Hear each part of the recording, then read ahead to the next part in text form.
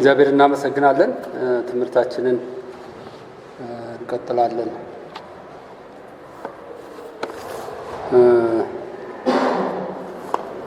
ሁላችንም ሮሜ ምዕራፍ 5 እናወጣና አብረን እናነባለን።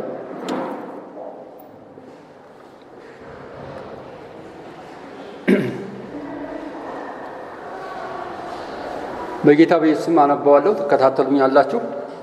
እንግዲህ በእምነት ከጸደቅን በእግዚአብሔር ዘንድ በጌታችን በኢየሱስ ክርስቶስ ሰላምን እንያዝ። በእርሱም ደግሞ ወደ ቆምንበት ወደዚህ ጸጋ በእምነት መግባትን አግኝተናል።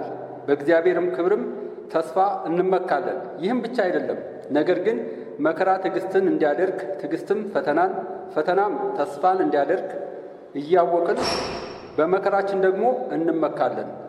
በተሰጠንም በመንፈስ ቅዱስም የእግዚአብሔር ፍቅር በልባችን ስለፈሰሰ ተስፋ አያሳፍርም።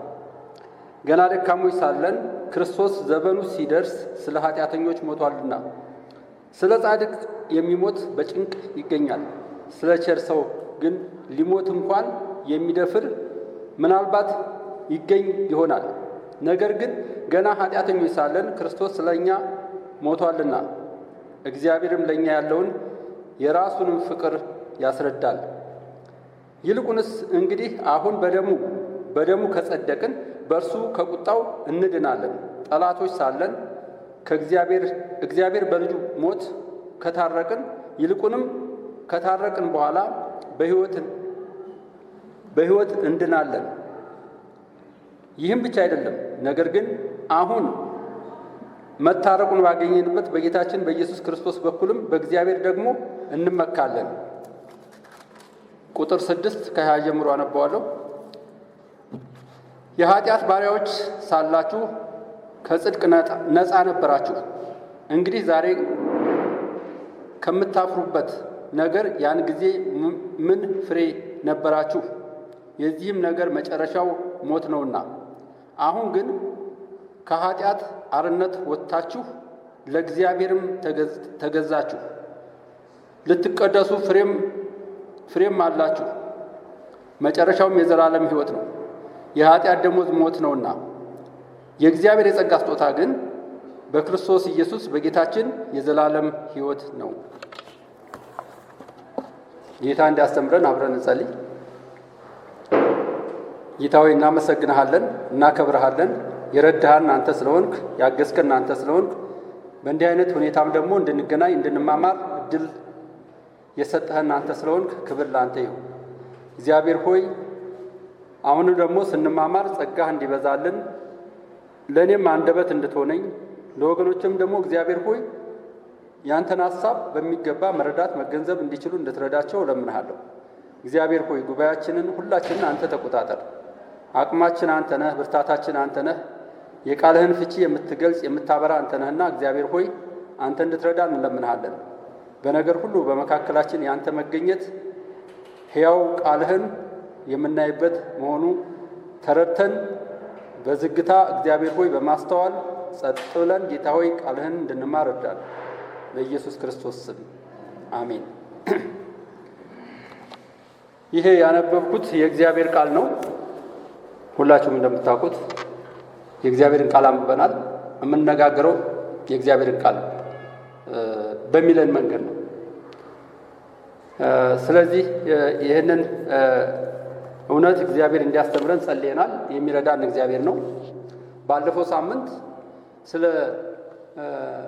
ጥንተ አብሶ ወይም ከአዳም የተነሳ በመሞታችን በአዳም ኃጢአት ምክንያት የሰው ልጅ በሙሉ በመተላለፉ በኃጢአት እንደወደቀና የኃጢአት ቁራኛ እንደሆነ ተመልክተናል። ስለዚህ በጥንተ አብሶ ወይም በውርስ ኃጢአት የሚመጡትን አደጋዎች የመጡትን በሰው ልጆች ላይ የደረሱትን ነገሮች ሁሉ ተመልክተናል። በነፍሳችን የሞትን፣ በስጋችን የሞትን፣ አእምሯችን የተበላሸ፣ ሕሊናችን የተበላሸ፣ ማሰብ የማንችል እንደዚህ እያልን ማስተዋል የማንችል በሁሉ ነገራችን ባህሪያችን ሙሉ ለሙሉ የሞተ ወይም የተበላሸ የተበሳቆለ እንደሆነ በኃጢአት ምክንያት መበላሸቱን ተመልክተናል። ከዚህም የተነሳ ከእግዚአብሔር ሐሳብ ከእግዚአብሔር ፍቃድ ውጭ ሆነናል። ምክንያቱም እግዚአብሔር ለሰው ልጆች የሰጠውን ያንን መንፈስ ስለወሰደበት ማለት ነው፣ ሕያውነቱን ስለወሰደበት መጀመሪያ ሰው በእግዚአብሔር አምሳል ተፈጥሮ በእግዚአብሔር አምሳል የተፈጠረው ሰው በኋላ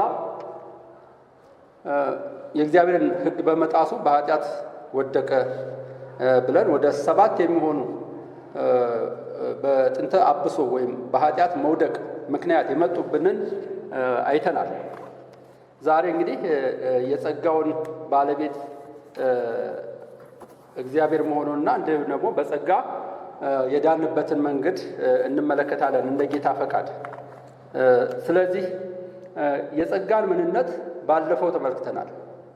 ጸጋ ሞገስ እንደሆነ ለሰው ልጆች እንዲሁ በችሮታ የተሰጠ በእግዚአብሔር ምሕረት በእግዚአብሔር ቸርነት የተሰጠ እንደሆነ አይተናል እና የጸጋን ታላቅነት የጸጋን ብዛት የእግዚአብሔርን ምሕረት የእግዚአብሔር ቸርነት የእግዚአብሔር ጸጋ ለሰው ልጆች ምን ያክል እንደፈሰሰ ተመልክተናል እና ጸጋ የሚለው ቃል ሐሳብ ጥልቅ ሐሳብ እንደሆነ በመጽሐፍ ቅዱሳችን ውስጥ የዳነውም በጸጋ እንደሆነ ተመልክተናል። የዳነው በጸጋ ነው። በጸጋ ነው ማለት በነፃ እንዲሁ የኛ ምንም አይነት አስተዋጽኦ ሳይኖር በእግዚአብሔር ምሕረትና ቸርነት በነፃ እንዲሁ የተሰጠን የእግዚአብሔር ጸጋ ነው። ስለዚህ ይህንን ጸጋ በተለይ የማንም አስተምሮ ሳይሆን የጌታ ኢየሱስ ክርስቶስ አስተምሮና የሐዋርያው ጳውሎስ አስተምሮ እንደሆነ ነው ያየነው። ሰው ከዘመናት በኋላ ያደራጀው ያዘጋጀው ትምህርት አይደለም። ይህን ሙሉውን የምናገኘው በመጽሐፍ ቅዱስ ውስጥ ነው። ከመጽሐፍ ቅዱስ ውጭ የሆነ ነገር አይደለም። ምንም እንኳን ሰዎች ቢከራከሩበት፣ ምንም እንኳን ሰዎች ይህንን ሐሳብ ለመቀበል ለማስተናገድ ቢፈሩም ቢጨነቁም፣ ግን መጽሐፍ ቅዱሳችንን ካነበብን ጸጋ የእግዚአብሔር ስጦታ እንደሆነ ያም ብቻ ሳይሆን የክርስቶስ ኢየሱስ አስተምሮ እንደሆነ ያም ብቻ ሳይሆን የሐዋርያት አስተምሮ እንደሆነ በደንብ ማወቅ ይገባናል። ጸጋ ለሰው የተሰጠ የእግዚአብሔር መልካም አስተያየት ወይም መልካም ችሮታ ነው። ለሰው ልጆች የተሰጠ መልካም ችሮታ ነው። እግዚአብሔር ሰውን በመልኩ ፈጥሮ ያለ ኃጢአት ሆኖ የተፈጠረው ሰው የእግዚአብሔርን ሕግ ከጣሰ በኋላ ራሱን ማዳን ስለማይችል በራሱ ወደ እግዚአብሔር ምሕረት መግባት ስለማይችል እግዚአብሔር ግን ጸጋን እንዳዘጋጀለት የእግዚአብሔርን ሁሉን ቻይነት የእግዚአብሔርን ምሕረት ተመልክተናል። የዘላለም ሕይወት የእግዚአብሔር የጸጋ ስጦታ ነው። ቅድምም እንዳየነው ሮሜ 6 ላይ የኃጢአት ደሞዝ ሞት ነውና የእግዚአብሔር የጸጋ ስጦታ ግን በክርስቶስ ኢየሱስ በጌታችን የዘላለም ሕይወት ነው ይላል። እንግዲህ ጸጋ የእግዚአብሔር ስጦታ ነው። እምነትም የእግዚአብሔር ስጦታ ነው። ጸጋው በእምነት አድኗቸዋል። ይህም የእግዚአብሔር ስጦታ ነው እንጂ እንዳትመኩ ይላል። በእምነት በኩል እንድንቀበለው እምነትንም ጸጋንም እግዚአብሔር እንደዚሁ ነው የሰጠን። ከራሳችን ከሰው ማንነት የተነሳ አይደለም፣ ከኛ በጎነት የተነሳ አይደለም። ግን እግዚአብሔር በምሕረቱ ባለጸጋ ስለሆነ ከወደደንም ከትልቅ ፍቅሩ የተነሳ በኃጢአታችን ሙታን ብንሆንም እንኳን በክርስቶስ ኢየሱስ በኩል የዘላለም ሕይወትን ሰጠን። በጸጋ ድናችኋል። ይህም የእግዚአብሔር ስጦታ ነው እንጂ ከእናንተ አይደለም፣ ማንም እንዳይመካ። ማንም የሚመካበት ማንም እንደማይኖር ይናገራል መጽሐፍ ቅዱስ። ሊመካ የሚችልበት ምንም ነገር እንደሌለው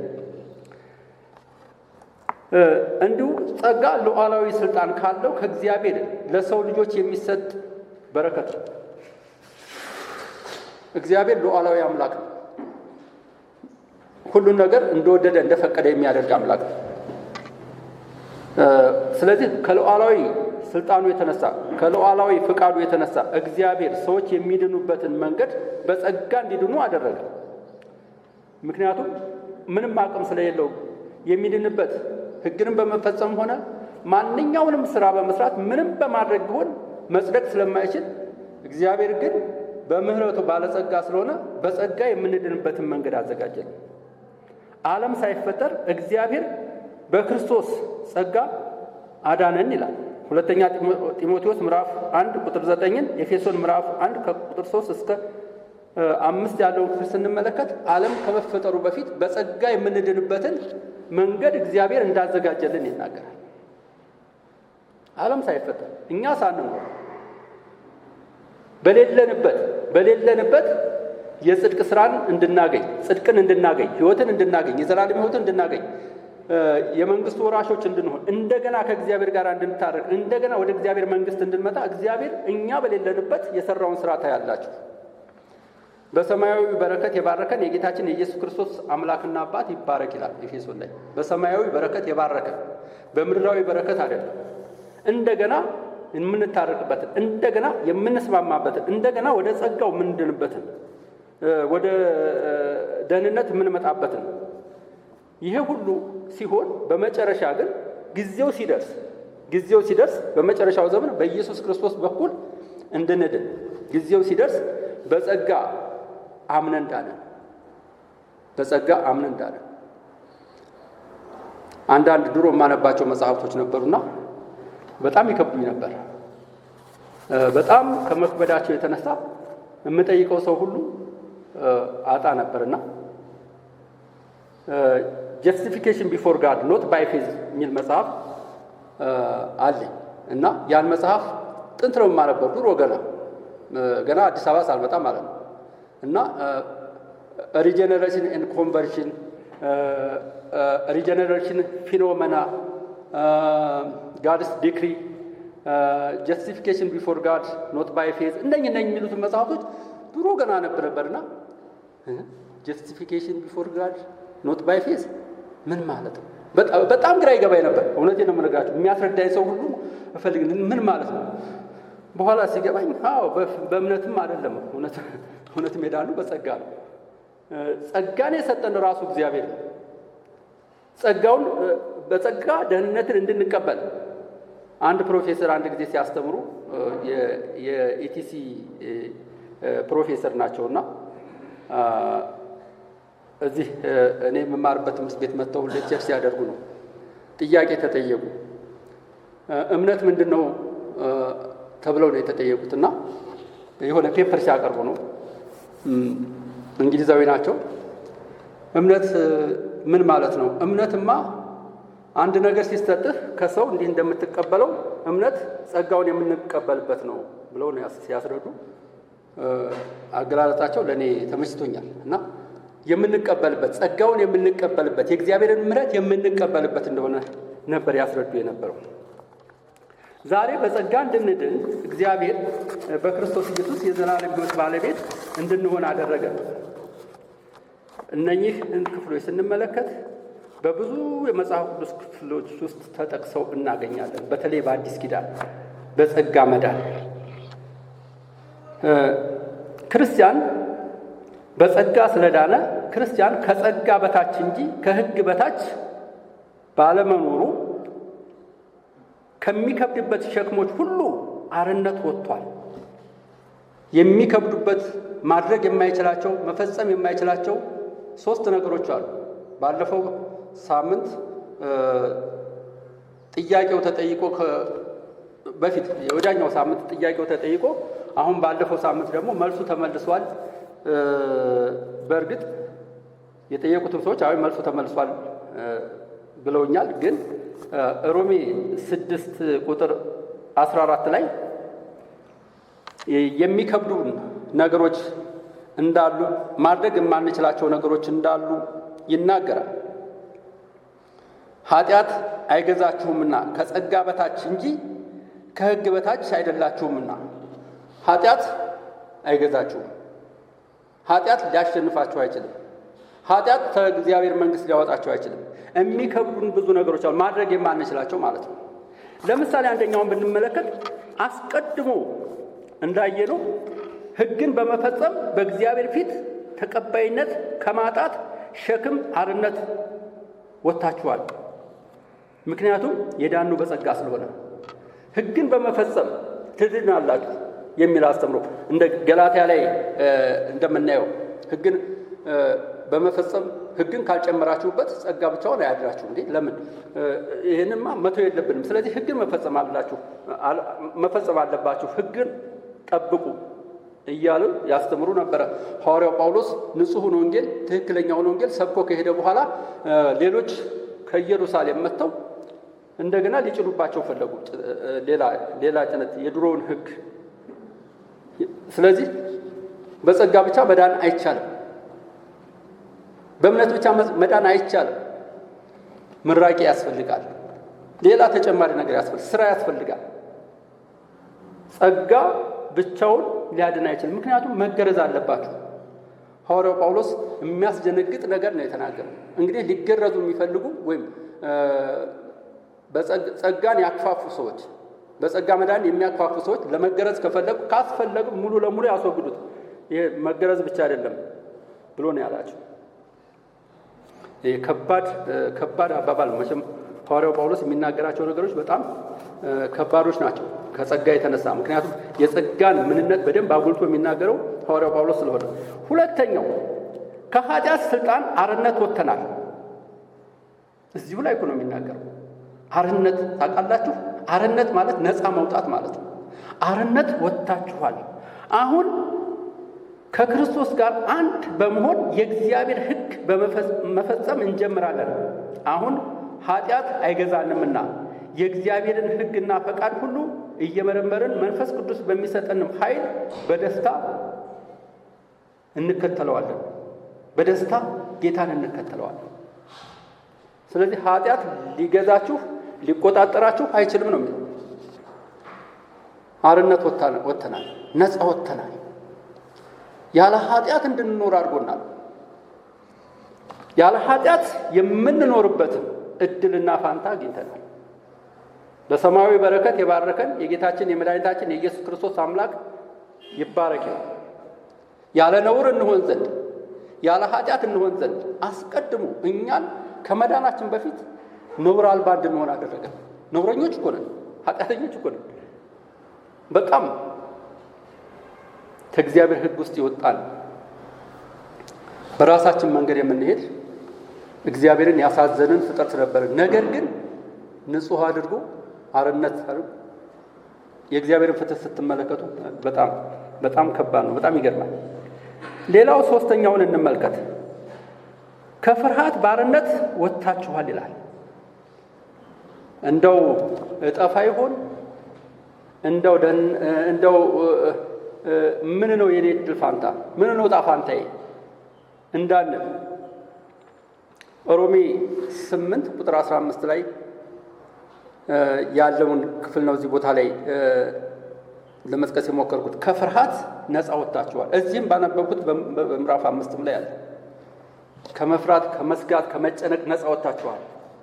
መኖር ያለባችሁ ግን አሁን ከጸጋ በታች ሆናችሁ የእግዚአብሔርን ሕግ በመፈጸም በመታዘዝ ለወንጌል በመታዘዝ በፍቅር በመኖር በታማኝነት በወንጌል አደራ ወንጌል በሚያስተምረን በእግዚአብሔር መንገድ እየሄድን እግዚአብሔር የሚከበርበትን እግዚአብሔር የሚደሰትበትን ስራዎች እያደረግን ነው እንጂ ሌላ ፍርሃት ውስጥ ሌላ ጭንቀት ውስጥ ሌላ ተጨማሪ ምርቃት ሱቅ ሄደን ዕቃ ገዝተን እስቲ የሆነ ነገር መርቁልን ብለን እንደምናስመርቀው አይነት ሌሎች ስራዎችን በመስራት የምንድንበት መንገድ የለንም። በነፃ እንሄዳለን። ምንም ሙሉ ነው። የክርስቶስ ኢየሱስ ሞትና ትንሣኤ በቂ ክፍያ ተከፍሎልን በቂ አቶነመንት በቂ የሆነ ስርየት በቂ የሆነ ድነትን አግኝተን ሌላ ተጨማሪ ነገር እናድርግ ብንል እውነት መንፈስ ቅዱስን እናሳዝናለን። ምክንያቱም የክርስቶስ ኢየሱስንም የልጁንም ሞትና ትንሣኤ ማክፋፋት ነው፣ ጸጋውን ማክፋፋት ነው። እንደ ዕብራውያን መልእክት ጸጋውን ካክፋፋን ደግሞ ክፉ ነው፣ መጥፎ ነው፣ ልክም አይደለም። ይልቁንም የእግዚአብሔር ጸጋ ተሞልተናል። በጸጋው የዳንን ሰዎች በጸጋ ባለቤት እንደሆነው በእግዚአብሔር መንገድ ውስጥ ነው መሄድ ያለብን፣ እግዚአብሔር በሚከበርበት። ስለዚህም ሁሉ ለእግዚአብሔር ምስጋና እያቀረብን በቅንነት መንፈስ በጎ ነገርን እያደረግን በበጎ ስነ ምግባር እግዚአብሔር በሚከበርበት በእግዚአብሔር ሐሳብና ፈቃድ ውስጥ ተገኝተን እግዚአብሔርን እያከበርን ነው መኖር ያለብን። የሰው ድነት የተወሰነው ከእግዚአብሔር ነው። አንዳንድ ጥያቄዎች ሲነሱ ትሰማላችሁ፣ ሲንሸራሸሩ። እነኚህ የሚንሸራሸሩ ጥያቄዎች፣ እነዚህ የሚነሱ ጥያቄዎች አንዳንዶቹም ያው ጉንጫ አልባም ናቸው። አንዳንዶቹም ደግሞ እግዚአብሔር ያለውን ነገር እግዚአብሔር የተናገረውን ሐሳብ ወደ ራሳችን ለማምጣት ነው። ምክንያቱም ራሳችን አንዳንድ ጊዜ ሰዎች ምን ያደርጋሉ መሰላችሁ? ራሳቸውን ይዘው ወደ መጽሐፍ ቅዱስ ውስጥ ይገባሉ። የራሳቸውን ሐሳብ የራሳቸውን ፈቃድ ይዘው ማለት ነው። ስለዚህ ጥያቄዎቹ እንደዚህ የሚሉ ናቸው። እነዚህ ጥያቄዎች በአንድ ትልቅ ጥያቄ ለማጠቃለል እንችላለን። ነገር ግን ይኸውም ሰው የሚድነው እንደ እግዚአብሔር ወይስ እንደ ሰው ፈቃድ ነው? እስቲ ራሳችሁም ጠይቁ። እንደ እግዚአብሔር ነው ወይስ እንደ ሰው ፈቃድ ነው ሰው የሚድነው? እስቲ መጽሐፍ ቅዱሳችሁን ስታነቡት እስካሁን ድረስ ይህ ጥያቄ ምን ሊሆን መልሱ ምን ሊሆን ይገባው? ምንድነው መልሱ? መልሱ በውስጡ ያለ እንደሆነ ታስተውላላችሁ። ወይም በሌላ አነጋገር የሰው ድነት የተወሰነው በእግዚአብሔር ወይስ በሰው ምርጫ የሚል ነው። የሰው ደህንነት የተወሰነው በእግዚአብሔር ነው ወይስ በሰው ምርጫ? ከዚህም አብረው የሚታዩ ብዙ ጥያቄዎች አሉ። ለምሳሌ እግዚአብሔር የሚፈልገውን ሁሉ ያድናልን? የሚፈልገውን ሁሉ ያድናልን? ሰው ነፃ ፈቃድ አለውን? ክርስቶስ ኢየሱስ በመስቀል ላይ የሞተው ሰዎችን ሁሉ ወይስ የሚድኑትን ብቻ ለማዳን ነውን?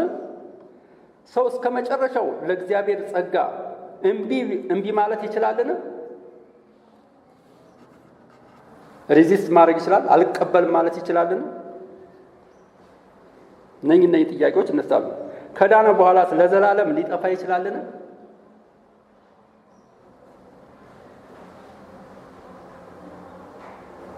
ልጅ ከሆነ በኋላ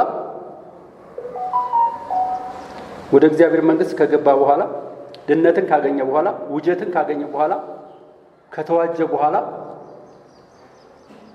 በክርስቶስ ኢየሱስ የዘላለም ሞትና ትንሣኤ አምኖ ወደ መንግስቱ ከገባ በኋላ እግዚአብሔር ይህን ሰው ሊያጠፋው ይችላልን?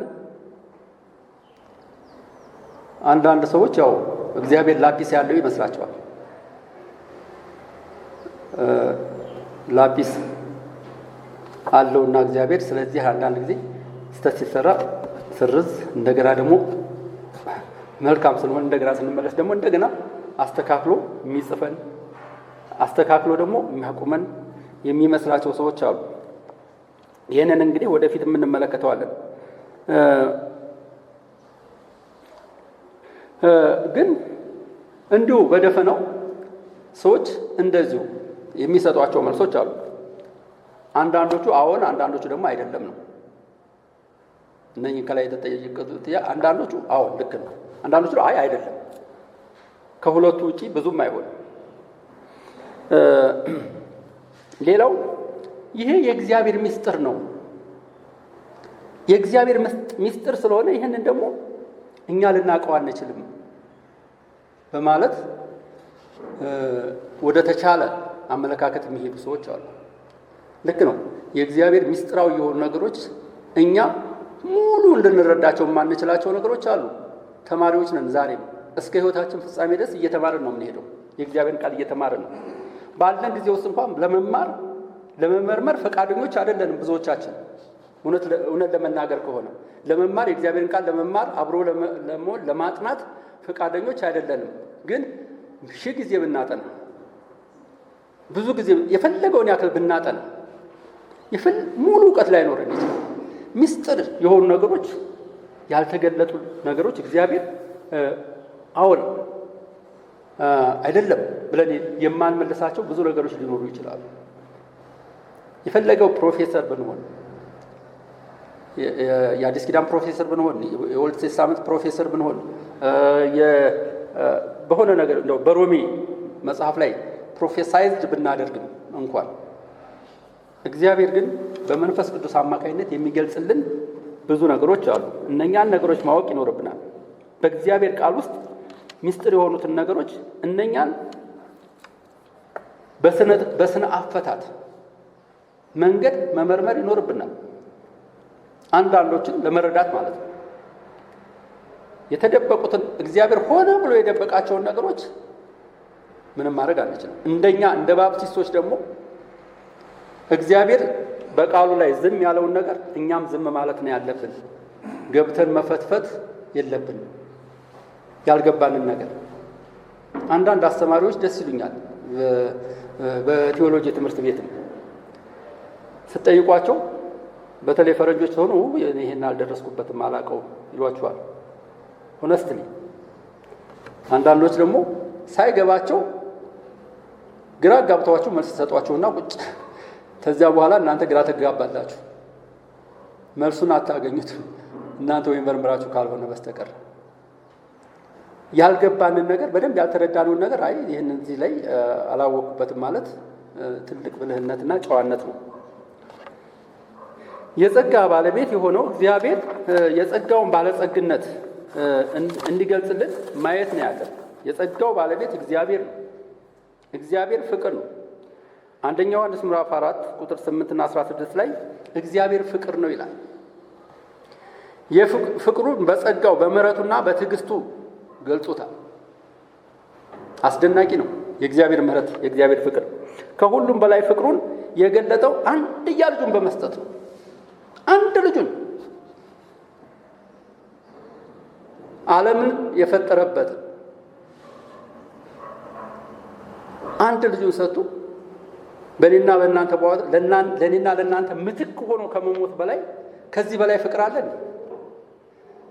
እስቲ ያስቡት። ለልጆቻችሁ ወይም ለምትወዱት ሰው ራሳችሁ እንደ ክርስቶስ አድርጋችሁ መስዋዕትነት መስጠት ትችላላችሁ? አትችሉ። አንችልም።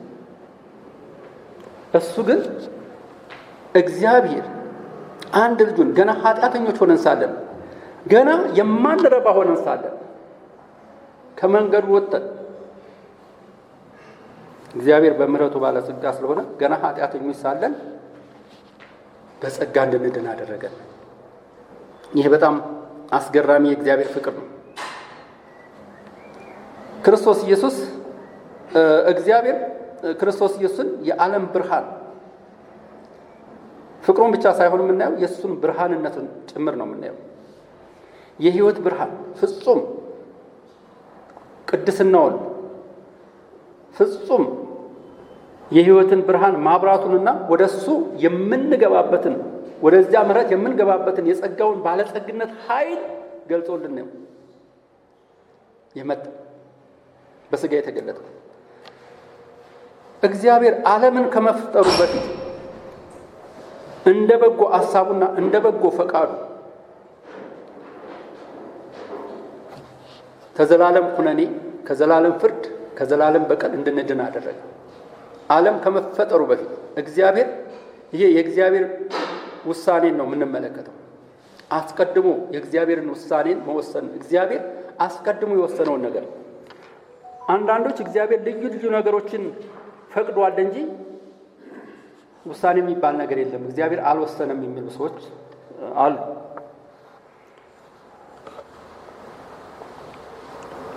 እግዚአብሔር ሳያውቀው የሆነ ነገር፣ እግዚአብሔር ሳይወስነው የሆነ ነገር በምድር ላይ በዓለም ላይ አንድም ነገር የለም። አንድም ነገር የለም።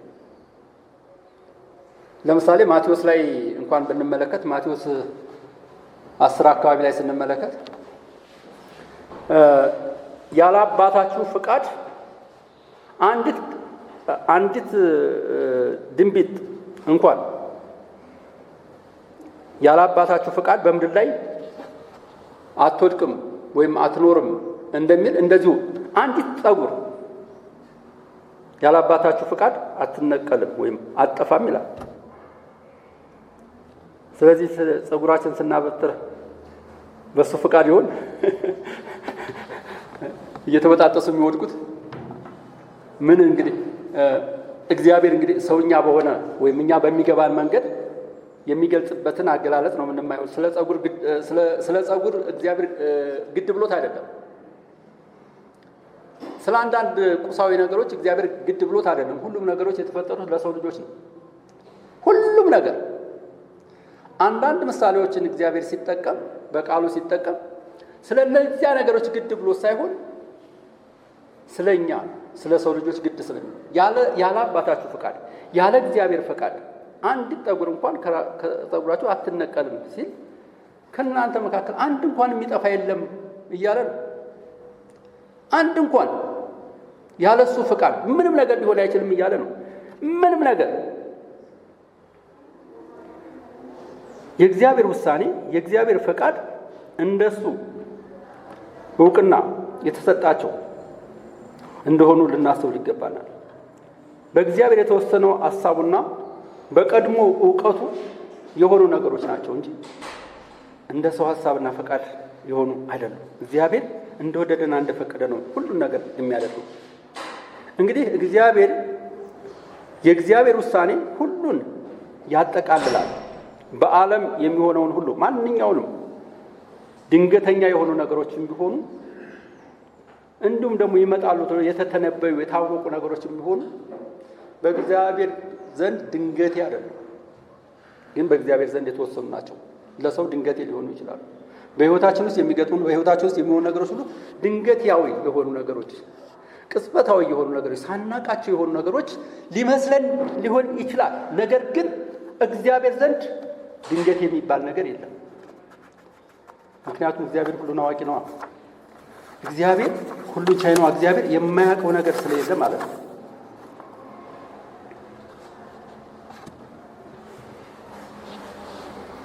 እና